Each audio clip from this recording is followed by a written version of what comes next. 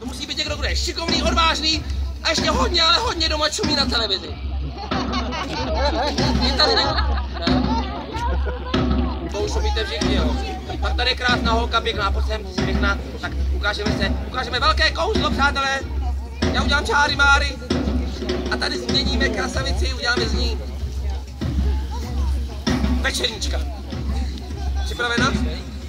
Bojíš se? Nebojíš? Víš, jak vypadá večerníček? Dobře, tak jdeme na to. Víte, jak vypadá večerníček? Jo. Tak jdeme na to. Sexuálně, co má na hlavě? Papírovou čepici. Máš pravdu. Ty nemáš špičatou čepici.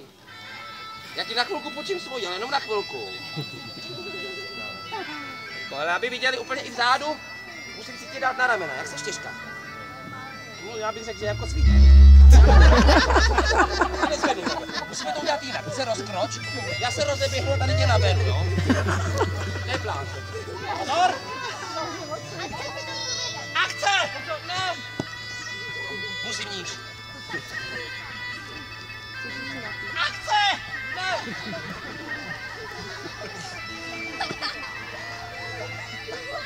Vidíte ji dobře? Tak přátelé, pozor, čáry máry, začneme kouzlit. Popuste už tu fantazii, představte si, že je večer. 6:45 a v bedně na dvojice začíná. Nejdříve do schodu. Potom padá dolů. Haza! A taky jede v autě. A na koni. Ale pozor, na konci jede na... A to koni máme.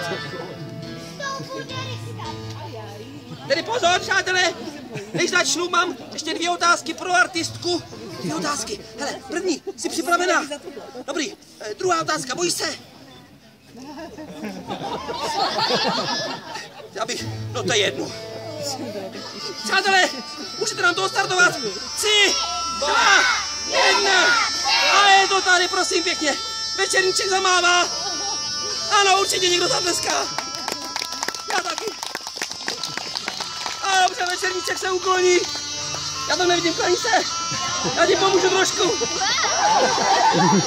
Dáme pánové, velký potles, ale velký potles. Malá artistka. Co myslíte? Zaslouží odměnu. Máte pravdu.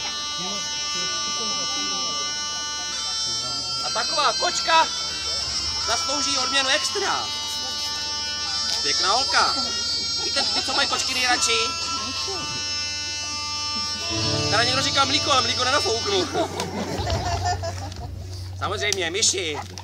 Takže ať chceš nebo nechceš, mám pro tebe večeři. Večeře se blíží. Ukaž všem, si kočka, že ji chytneš. Potles pro kočku! Takže dámy a pánové, děkuji za pozornost.